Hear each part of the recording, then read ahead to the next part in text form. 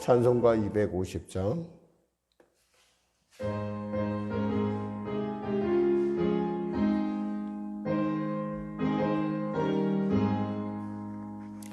구주의 십자가 보혈로 죄 씻음 받기를 원하네. 내 죄를 씻으신 주 이름 찬송합시다. 찬송합시다. 찬송합시다. 내 죄를 씻으신 주 이름 찬송합시다. 죄의 약을 속하여 주신 주 내 속에 들어와 계시네. 십자가 앞에서 주 이름 찬송합시다. 찬송합시다. 찬송합시다. 내 죄를 씻으신 주 이름 찬송합시다. 주 앞에 흐르는 생명수 날 씻어 정하게 하시네. 내 기쁨 정성을 다하여 찬송합시다. 찬송합시다. 찬송합시다. 내 죄를 씻으신 주 이름 찬송합시다. 내 주께 회개한 영혼은 생명수 가운데 젖었네. 흠없고 순전한 주 이름 찬송합시다. 찬송합시다. 찬송합시다. 내 죄를 씻으신 주 이름 찬송합시다. 기도하겠습니다. 하나님 아버지 감사합니다. 오늘 하나님께서 귀하고 복된 이 아침 우리가 허락하심을 감사합니다. 주님의 성령께서 우리와 함께 하여주시고 말씀하시고 우리 깨닫게 하셔서 이 새벽에 주 앞에 드리는 산 제사 되게 하여 주시고 우리의 기도 가운데 함께 하시는 주님의 놀라운 은혜가 우리의 삶 가운데 아버지 풍성하게 그리고 또 우리로 권능 있게 그리고 우리로 주님의 기뻐하심을 이룰 수 있는 귀한 성도로 온전하게 서게 하여 주시옵소서. 내 아버지의 온전하신 같이 너희도 온전하신 예수님의 그 놀라운 그 마음처럼 우리도 주님의 온전함을 따라가는 그리고 그 온전함에 아버지 하나님 영광 나타나는 우리가 될 수 있도록 도와주시옵소서. 이 새벽에 들어지는 기도에 주님 귀를 기울여 주시고 이 민족 가운데 열방 가운데 주의 놀라운 하나님의 은혜와 또 신종 코로나19가 아버지 종식될 뿐만 아니라 이 민족 복음통일 평화통일하여 땅끝까지 주님 복음 전에게 부족함 없는 아버지 하나님 깨어있는 민족으로 세워주시옵소서. 감사하며 특별히 성령의 교회를 불쌍히 여겨주시고 도와주시고 인도하여 주시옵소서. 감사하며 예수님의 이름으로 기도드립니다. 아멘. 하나님은 살아계십니다. 은혜 나누실 말씀은요 로마서 11장 11절에서 16절 말씀 되시겠습니다.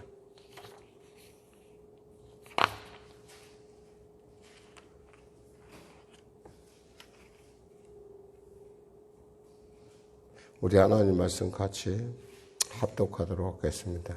짧으니까요. 11절에서 16절 말씀입니다. 같이 합독하겠습니다. 시작. 그러므로 내가 말하노니 그들이 넘어지기까지 실족하였느냐? 그럴 수 없느니라. 그들의 넘어짐으로 구원이 이방인에게 이르러 이스라엘로 시기나게 함이니라. 그들의 넘어짐이 세상의 풍성함이 되며 그들의 실패가 이방인의 풍성함이 되거든 하물며 그들의 충만함이리요. 내가 이방인인 너희에게 말하노니 내가 이방인의 사도인 만큼 내 직분을 영광스럽게 여기노니 이는 혹 내 굴욕을 아무쪼록 시기하게 하여 그들 중에서 얼마를 구원하려 함이라. 그들을 버리는 것이 세상의 화목이 되거든 그 받아들이는 것이 죽은 자 가운데서 살아나는 것이 아니면 무엇이디요. 제사하는 처음 익은 곡식가루가 거룩한즉 떡덩이도 그러하고 뿌리가 거룩한즉 가지도 그러하니라. 아멘.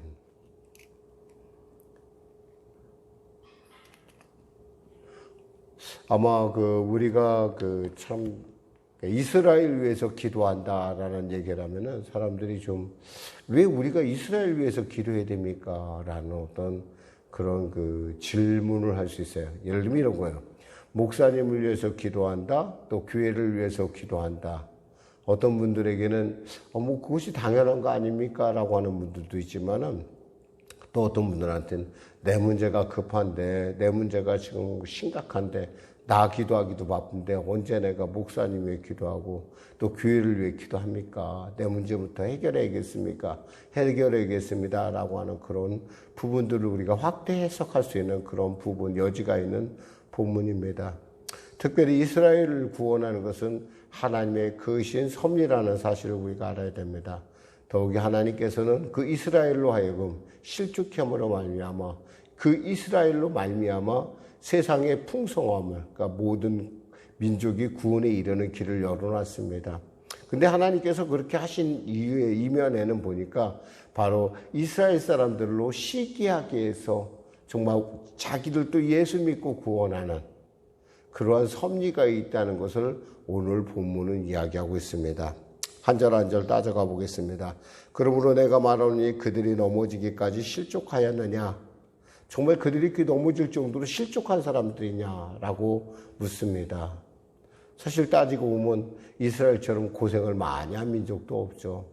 사실 역사상에 존재하는 어떤 민족보다도 고통을 많이 겪었죠. 600만이라는 사람이 나치의 가스실에서 죽어갔고 지금도 많은 사람 1000만 이상이 지금도 해외에 떠돌고 있는 디아스포라라고 하는 정말 해외에 떠도는 유대인으로서 지금 살아가고 있고 지금 이제 겨우 1945년 우리나라랑 같이 독립을 해서 독립국가를 이루는 어떤 면에서 따지면 이 민족 자체가 서 있다는 것, 이 민족이 존재하는 것 자체가 기적이라 할 만큼 아주 놀라운 그리고 하나님의 산 역사, 하나님의 말씀에 살아있다는 것을 보여주는 아주 중요한 증거를 가진 민족이기도 합니다.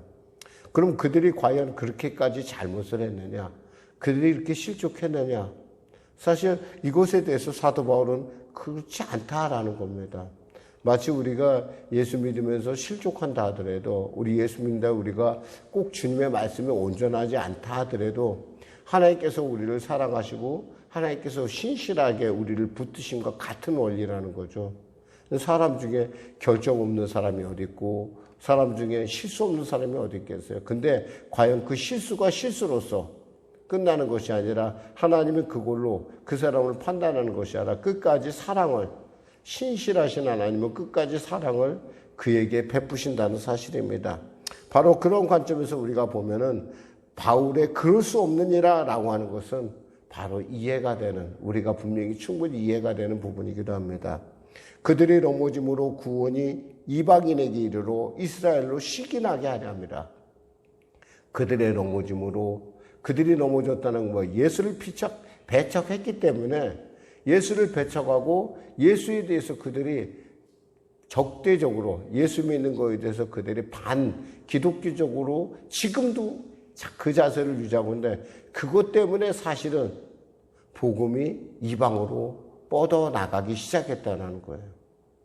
엄청난 거죠. 만일에 하나님께서 이스라엘만 구원하시기로 하셨다고 한다면 예수님이 십자가에 죽으시고 오순절 마가 요하나다교에 성령의 강림이 임했을 때 성령의 바람이 불었을 때 아마 그곳에서 계속 복음이 그대로 그냥 계속 그곳에서만 있게 했을 거예요. 근데 하나님께서 어떻게 했어요? 스데반 사건을 통해서 교회를 산산이 흩으십니다. 왜 흩어요? 이방을 향해서 복음이 이제 땅끝을 향해서 나가기 시작했다는 거죠. 그것은 한마디로 말하면 이스라엘 사람들이 시기하지 않다고, 이스라엘 사람들이 실족하지 않았다고 한다면 이방 사람들이 예수 믿는 일은 결코 없었을 거라는 거예요. 그러니까 우리가 그런 점을 생각한다면 이것은 하나님의 놀라운 섭리라는 걸 우리가 알 수 있죠. 더욱이 보니까 12절에 그들의 넘어짐이 세상의 풍성함이 되며 그들의 실패가 이방인의 풍성함이 되거든 하물며 그들의 충만함이리요. 하나님께서 바로 땅끝을, 우리가 얘기할 때 땅끝을 얘기할 때 유대인들이 자기들이 땅끝 민족이라는 사실을 안다면 정말 막 자존심 상할 수도 있어요. 왜냐하면 그들에겐 율법도 있고 그들에게 선지자들도 있고 그들에게 말씀도 있고 그들에게는 하나님의 예배도 있단 말이에요. 이런 것도 좀 특별히 하나님께서 선택한 민족인데 이 민족이 예수 믿는 일에서는 실패했다는 거예요. 믿음의 구원을 얻는 일에 실패했기 때문에 지금도 실패하고 있어요. 근데 그 일 때문에 복음이 열방을 향해 나갔고 지금 세계 도처에 예수를 구세주로 믿는 사람이 20억이나 된다는 거예요. 근데 반대로 유대의 상황은 어떠하냐는 거예요. 유대의 상황은 결코 바람직하지 않다라는 거예요. 아직도 이스라엘은 5% 미만의, 전 국민의 5% 미만의 사람들이 예수를 믿고 있습니다. 아니 5%도 안 돼요. 0.5%. 교회를 볼 수가 없어요. 우리 성지순례 가면. 그럼 목사님, 그럼 우리가 그럼 영적 이스라엘이니까 우리가 그럼 뭐 됐네요. 영적 이스라엘이 결국 아브라함을 아버지라 부르는, 우리는 거기서 멈출 것이 아니라 그들의 어떤 황폐한 상황을 놓고 우리가 그들을 위해서 기도해 줘야 된다는 얘기를 지금 사도 바울은 얘기하고 있는 거예요. 13절에 보니까 내가 이방인인 너에게 말하노라 내가 이방인의 사도인 만큼 내 직분을 영광스럽게 여긴다고 했어요. 사실 여러분 생각하면은 우리 사람 이방인들이 유대인을 위해서 기도하는 건 그냥 그렇게 어렵지 않아요. 그런데 그들이 과거 수천 년 동안 하나님의 말씀을 받은 일에 자신들이 선민이라고 생각하고 또 자신들이 선택받은 민족인 것을 확실히 아는 그들이 지옥의 불쏘시개만도 못한, 한마디로 짐승보다 못한 이방인들을 위해서 선교사가 된다는 것. 이것은 우리가 생각하는 거고 차원이 좀 다른 일이에요. 마치 우리가 자신을 버리고 개미 나라에 가서 개미들의 영혼을 구원하는 거나 똑같은 이치예요. 멍멍이 나라에 가서 멍멍이와 같은, 그러니까 그런 관계, 그러한 낮아짐에 대해서 사도 바울이 뭐라고 얘기했냐면 내 직분을 영광스럽게 여긴다고 했어요. 이거 정말 내가 영광스럽게 여기고 있다. 하나님께서 나를 선교사 받은 거 내가 영광스럽게 여기고 있다. 사실 우리가 알다시피 사도 바울이 이런 이방인의 사도로서 선택받는 건 사도행전 22장 21절에 이렇게 말씀하십니다. 성령께서 나더러 또 이르시되 떠나가라 내가 너를 멀리 이방인에게로 보내리라 하셨느니라. 바로 하나님의 말씀에 따라 순종하면서 그는 그 일을 아주 영광스러운 직분으로 여기고 있다는 거예요. 그러면서 자기가 실제로 현장에 나가서 보니까 이방 사람들이 막 예수 믿고 막 들어오는 거예요. 그죠? 정말 예수는 예수 천당, 불신 지옥 이렇게만 해도 벌써 다 들어온다는 거예요. 그냥. 이유가 뭘까? 14절에 이는 혹 내 골육을 아무쪼록 시기하게 하여 그들 중 얼마를 구원하리 함이라. 그들을 버리는 것이 세상의 화목이 되거든. 15절에 받아들인 것이 죽은 자 가운데서 살아나는 것이 아니면 무엇이리요. 그들을 구원해서 다시 돌아오는 것이 부활에 하나님께서 죽은 자를 살리신 것과 같은 그런 하나님의 섭리가 있다라는 거예요. 그럼 우리는 그 일을 알고 있다면 어떻게 해야 돼요? 우리는 그래서 이스라엘을 위해서 기도해야 되고요. 이스라엘 교회의 회복을 위해서 기도해야 할 줄 알아야 됩니다. 그러면서 뭐라고 하냐면 제사하는 처음 익은 곡식가루가 거룩한즉 떡덩이도 그러하며 뿌리가 거룩한 주 가지도 그러하다. 이 말은 뭐냐면 사실은 민수기 15장 20절의 말씀을 인용한 것인데 너희 처음 익은 곡식가루를 거제로 타작마당의 거제같이 들어드리라 라는 말을 했어요. 이게 무슨 말이냐면 우리가 하나님께서 이스라엘의 남은 자들을 구원하신 것처럼 하나님의 구원이 그 남은 자에게 있다는 얘기는 결국 이스라엘의 구원도 하나님의 계획의 섭리에 있다는 거예요. 왜냐하면 여기서 그 얘기를 하는 거예요. 처음 익은 곡식가루가 거룩한 주, 처음 익은 곡식가루 쬐끔이 거룩하면 그 떡덩이도 다 거룩한 것 마찬가지가 아니냐. 그리고 뿌리가 거룩한 주, 가지도 그런 것이 아니겠느냐. 즉 뭐예요? 이스라엘의 구원은 하나님의 섭리 가운데 있다라는 거예요. 여러분 복 받는 일이 뭔지 아세요? 하나님의 섭리에 내가 동참하는 거예요. 하나님의 영광의 사업에 내가 쓰임 받는 거예요. 그러기 위해서 우리는 사실 이스라엘의 회복과 그 교회들을 위해서 기도해야 됩니다. 사실 우리는 아직 거기까지 이름을 미치지 못하지만 우리가 이민족 구원하는 것도 중요하지만 그것보다 더 중요한 것은 어쩌면 이스라엘이 회복될 때 바로 하나님의 나라가 임한다는 사실입니다.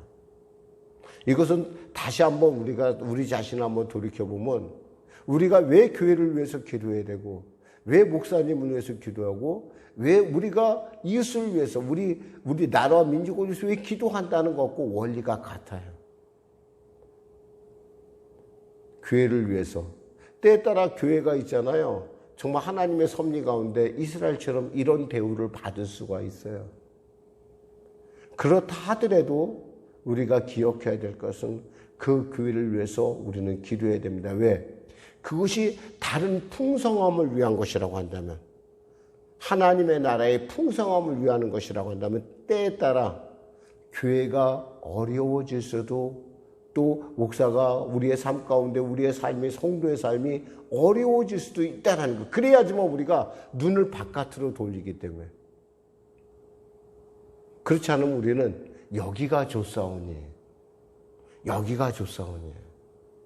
우리끼리 아니야. 그걸 갖고 하나님을 바라는 것이 아니야.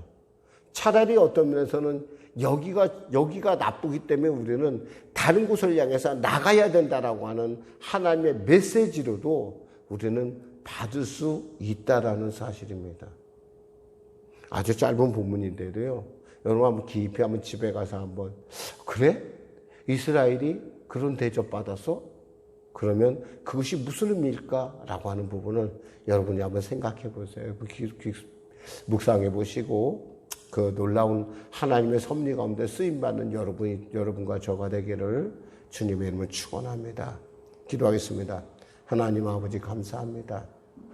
이스라엘을 통하여 온 인류의 구원을 계획하신 주님. 이스라엘에서 복음이 머물지 않고 열방을 향하여 나아가면은 그들의 바로 실족함이 있었고 그들의 아버지 넘어짐이 있었다는 것을 우리는 압니다.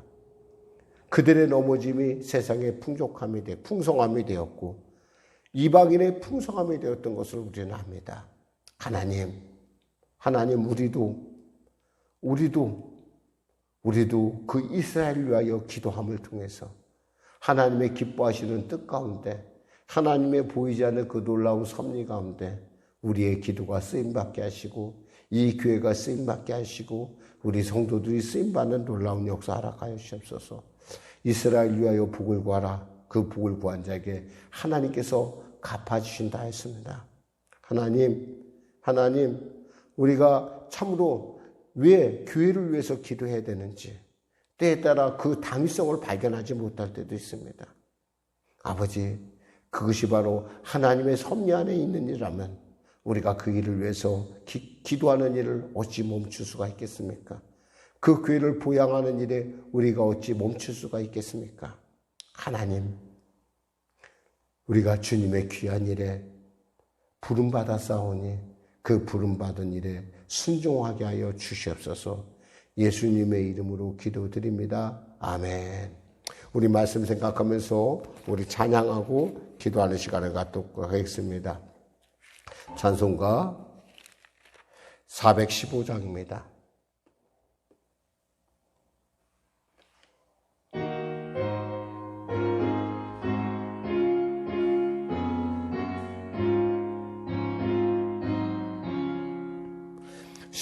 십자가 그늘 아래 나시기 원하네. 저 햇빛이 뜨겁고 또 짐이 무거워 이 광야 같은 세상에 늘 방황할 때에 주 십자가의 그늘에 내 쉴 곳 찾았네. 내 눈을 밝게 떠서 저 십자가 볼 때 날 위해 고난 당하신 주 예수 보인다. 그 영상 볼 때 내 맘에 큰 찔림 받아서 그 사랑 감당 못하여 눈물만 흘리네. 십자가 그늘에서 나 길이 살겠네. 나 사모하는 광채는 주 얼굴뿐이라. 이 세상 나를 버려도 나 두려움 없네. 내 한량 없는 영광은 십자가뿐이라.